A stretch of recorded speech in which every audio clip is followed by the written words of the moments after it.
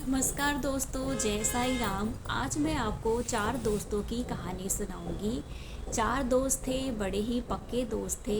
एक दिन चारों ने फैसला किया कि वो लंच के लिए एक होटल में मिलेंगे।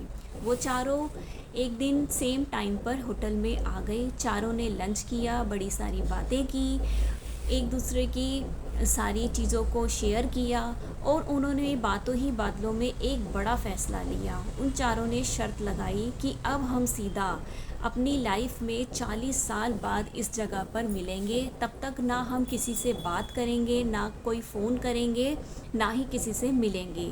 उन लोगों ने टाइम सेट कर लिया कि हम इस दिन इस जगह और इस टाइम पर मिलेंगे। ऐसा करके वो चारों अपने अपने घर चले गए 40 साल बाद। और उन्होंने ये भी बोला कि हम जो सबसे लेट आएगा वही बिल भी देगा। ऐसा करके वो अपने अपने घर चले गए और 40 साल बीत गए।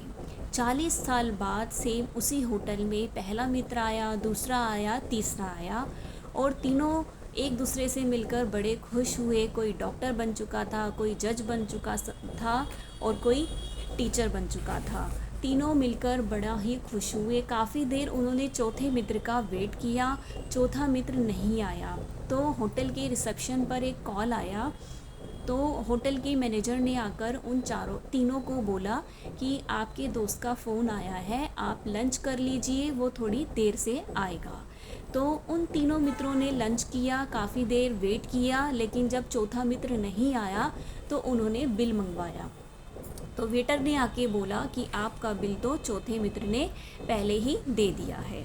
अब वो तीनों सोचकर बड़ा हैरान हुए कि वो आया भी नहीं और बिल भी दे दिया।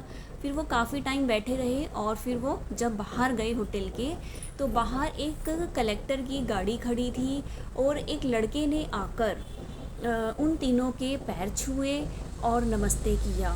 तो वो तीनों मित्र बड़ा हैरान हुए और बोले कि बेटा तुम कौन हो और हमारे पैर क्यों छू रहे हो। तो जो लड़का था वो खुद ही कलेक्टर था। तो उसने नम आँखों से बोला कि अंकल, मैं आपकी उस चौथे मित्र का बेटा हूँ, वो मैं कलेक्टर हूँ। तो उन्होंने बोला कि आपके पापा क्यों नहीं आए। तो उन्होंने उस लड़के ने बोला कि मेरे पापा का तो सपना था कि वो आना चाहते थे बचपन से, लेकिन उनकी हालत बड़ी ख़राब थी और 2 महीने पहले ही उनका कैंसर से डेथ हो गई है। तो उन्होंने डेथ से पहले मुझे ये बोला था कि अगर मैं इस टाइम इस जगह पर नहीं जा पाऊँ तो बेटा तुम जाना, और मैं वैसे भी सबसे लेट जाता और बिल भी नहीं देना चाहता हूँ। अगर मैं नहीं गया तो आप जाना। तो मैं पापा की इच्छा पूरी करने के लिए आया हूँ। ऐसा तीनों मित्रों ने जब सुना तो उनकी भी आंखों से आंसू आ गए। उनको बड़ा अफसोस हुआ कि हम लोगों ने 40 साल तक ना फ़ोन पर बात की, ना एक दूसरे से मिले, और हमारा चौथा दोस्त जो है हमसे बिछड़ भी गया और हम उसको मिल भी नहीं पाए। उनको बड़ा अफसोस हुआ। तो इस कहानी से दोस्तों हमें क्या शिक्षा मिलती है कि आज की जो ज़िंदगी है हमारी, वो भी हमारे साथ ऐसा ही कुछ कर रही है। हम अपने कामों में, अपनी उलझनों में इतना व्यस्त हो गए हैं कि आजकल हम अपने रिश्तेदारों से मिलने नहीं चाहते, ना किसी को बुलाते हैं और ना ही हम किसी के घर जाना चाहते हैं। हर टाइम बस हम अपने काम को लेकर अपनी उलझनों में, अपनी ज़िंदगी में इतना बिज़ी हो गए हैं कि हम सारी दुनियादारी आजकल छोड़ते जा रहे हैं। तो मैं इस कहानी के माध्यम से आपको ये समझाना चाहती हूँ कि हमें भी टाइम निकाल कर अपने रिश्तेदारों से मिलना चाहिए।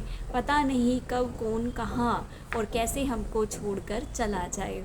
और आजकल के बच्चे भी इतने व्यस्त हो गए हैं कि वो अपने माँ बाप को छोड़कर बाहर देशों में रहने लग गए हैं। ठीक है, तो कहीं ये ना हो जब वो माँ बाप गुजर जाते हैं तो बच्चों को भी बड़ा अफसोस होता है कि हमने अपनी पूरी लाइफ अपने करियर के लिए ख़राब कर दी और अपने माँ बाप को बिल्कुल भी टाइम नहीं दिया।